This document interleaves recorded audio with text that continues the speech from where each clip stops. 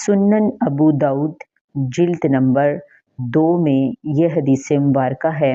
حضرت انس رضی اللہ تعالیٰ عنہ سے یہ مروی ہے کہ نبی اکرم صلی اللہ علیہ وآلہ وسلم نماز سے پہلے تر کھجوروں سے روزہ افطار فرماتے۔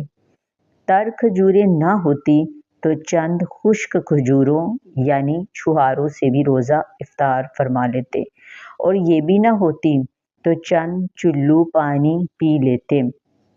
نبی اکرم صلی اللہ علیہ وآلہ وسلم نے افطار کے معاملے میں لوگوں کو یہ ہدایت فرمائی کہ وہ افطار میں جلدی کیا کریں۔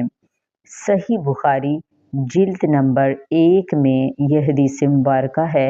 نبی اکرم صلی اللہ علیہ وآلہ وسلم نے ارشاد فرمایا، ہمیشہ لوگ خیر کے ساتھ رہیں گے جب تک افطار میں جلدی کریں گے۔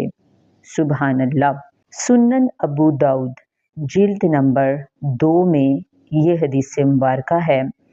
حضرت ابو ہریرہ رضی اللہ تعالیٰ عنہ سے مروی ہے کہ نبی اکرم صلی اللہ علیہ وآلہ وسلم نے فرمایا، یہ دین ہمیشہ غالب رہے گا جب تک لوگ افطار میں جلدی کرتے رہیں گے کہ یہود و نصارہ تاخیر کرتے ہیں۔ ترمذی جلد نمبر 2 میں یہ حدیث مبارکہ ہے۔